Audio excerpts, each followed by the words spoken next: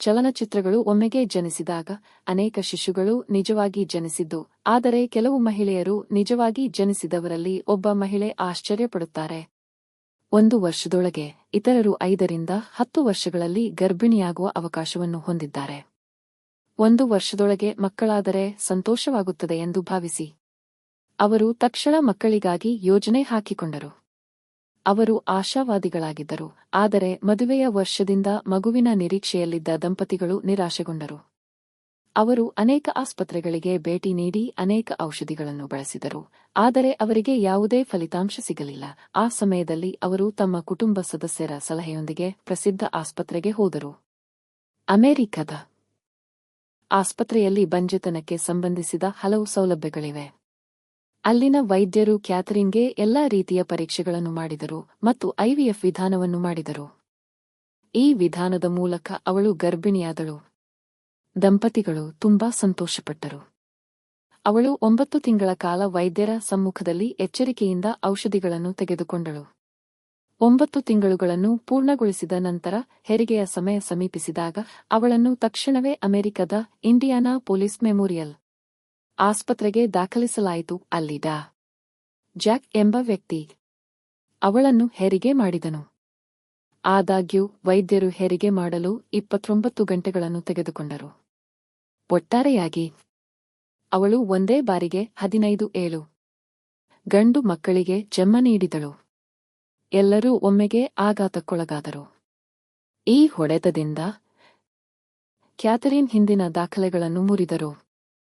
ಈಗ ಈ ದಂಪತಿಗಳ ಸಂತೋಷದ ಬಗ್ಗೆ ಹೇಳಬೇಕಾಗಿಲ್ಲ.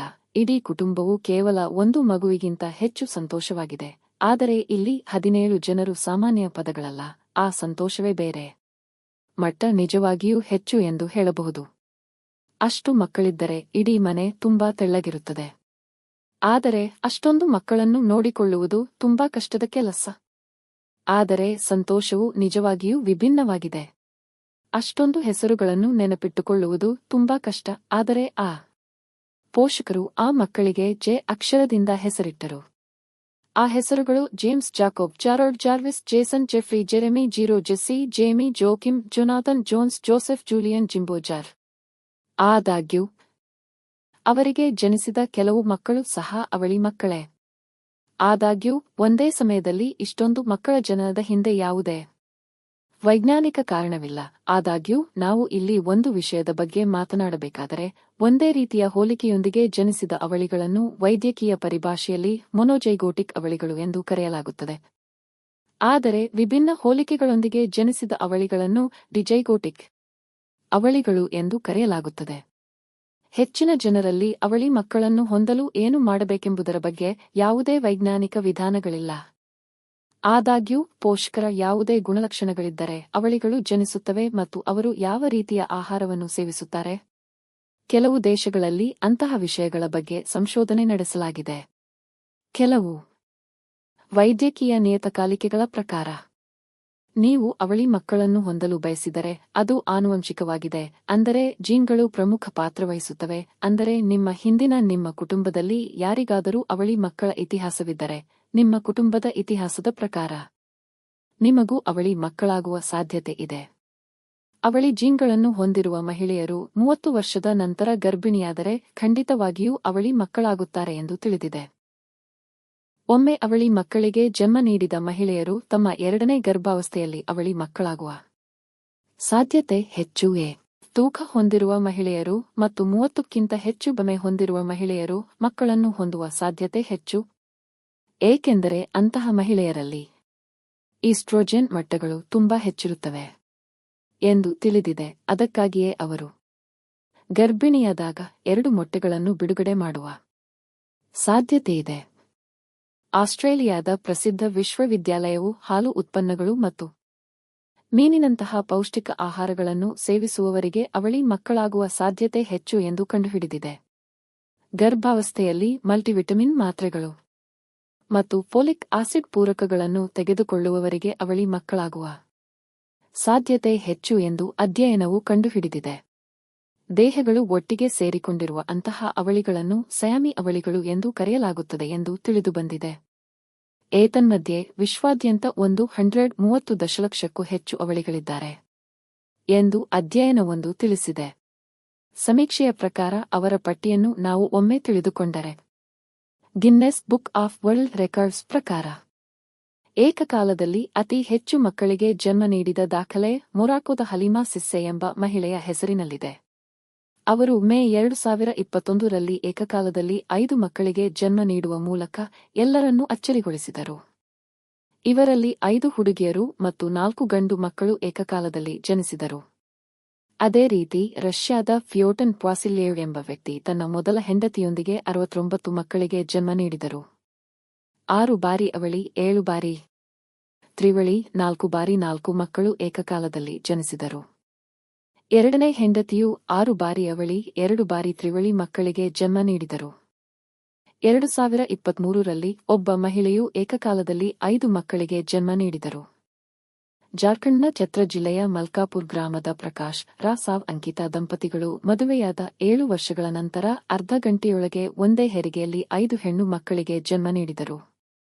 ಇಟಲಿಯ ಟಸ್ಕನಿ ಪ್ರದೇಶದ ಗ್ರಾವತಾ ಎಂಬ ಮಹಿಳೆ ತನ್ನ ಮೊದಲ ಹೆರಿಗೆಯಲ್ಲಿ ಹೆಣ್ಣು ಮಗುವಿಗೆ ಜನ್ಮ ನೀಡಿದರು ಮತ್ತು ಎರಡನೇ ಹೆರಿಗೆಯಲ್ಲಿ ಹೆಣ್ಣು ಮಗುವಿಗೆ ಜನ್ಮ ನೀಡಿದರು.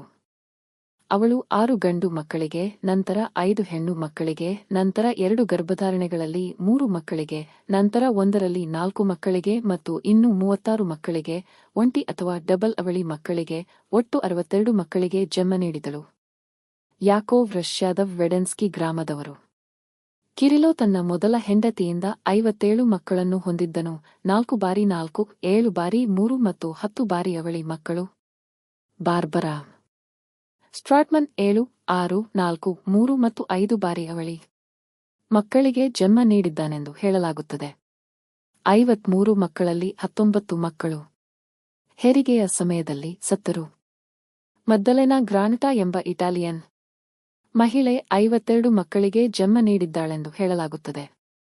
ನರಸಿಂಗಿಯಾದ ವೈದ್ಯರು ಅವರು 15 ಬಾರಿ ಅವಳಿ ಮಕ್ಕಳಿಗೆ ಜನ್ಮ ನೀಡಿದ್ದಾರೆ ಎಂದು ದಾಖಲಿಸಿದ್ದಾರೆ. ಉಗಾಂಡಾದ ಮಹಿಳೆ 44 ಮಕ್ಕಳಿಗೆ ಜನ್ಮ ನೀಡಿದರು. ಅವರು 3 ಬಾರಿ 4 ಬಾರಿ 3 ಮತ್ತು 6 ಬಾರಿ ಅವಳಿ ಮಕ್ಕಳಿಗೆ ಜನ್ಮ ನೀಡಿದರು.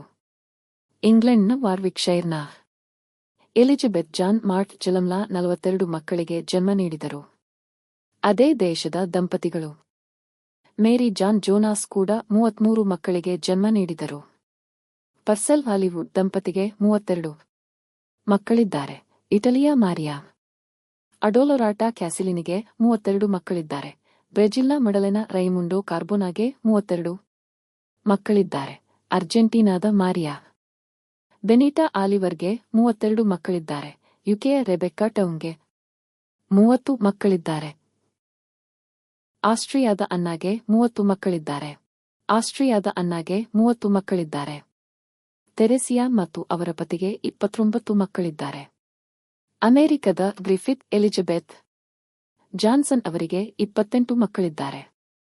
ಐರ್ಲೆಂಡ್ನ ಮೇಬಲ್ ಮರ್ಫಿಗೆ 28 ಮಕ್ಕಳಿದ್ದಾರೆ. ಅವರೆಲ್ಲರೂ 1, 3 ಅಥವಾ 4 ವಾರಗಳಲ್ಲಿ ಜನಿಸಿದರು. ಸ್ನೇಹಿತರೆ, ನೀವು ಇನ್ನು ಮುಂದೆ 2 ಮಕ್ಕಳನ್ನು ಹೊಂದಲು ಸಾಧ್ಯವಾಗದಿದ್ದರೆ ಈ ದಂಪತಿಗಳು ಇಷ್ಟೊಂದು ಮಕ್ಕಳನ್ನು ಬೆಳೆಸುವುದು ಸಾಮಾನ್ಯವಲ್ಲ. ಸ್ನೇಹಿತರೆ, ಈ ವಿಡಿಯೋವನ್ನು ನೋಡಿದ ನಂತರ ಕಾಮೆಂಟ್ಗಳಲ್ಲಿ ನಿಮ್ಮ ಅಭಿಪ್ರಾಯವನ್ನು ನಮಗೆ ತಿಳಿಸಿ. ಹೆಚ್ಚಿನ ಆಸಕ್ತಿದಾಯಕ ವಿಡಿಯೋಗಳಿಗಾಗಿ ಚಾನಲ್ಗೆ ಚಂದಾದಾರರಾಗಿ. ಈ ವಿಡಿಯೋವನ್ನು ವೀಕ್ಷಿಸಿದ್ದಕ್ಕಾಗಿ ಧನ್ಯವಾದಗಳು.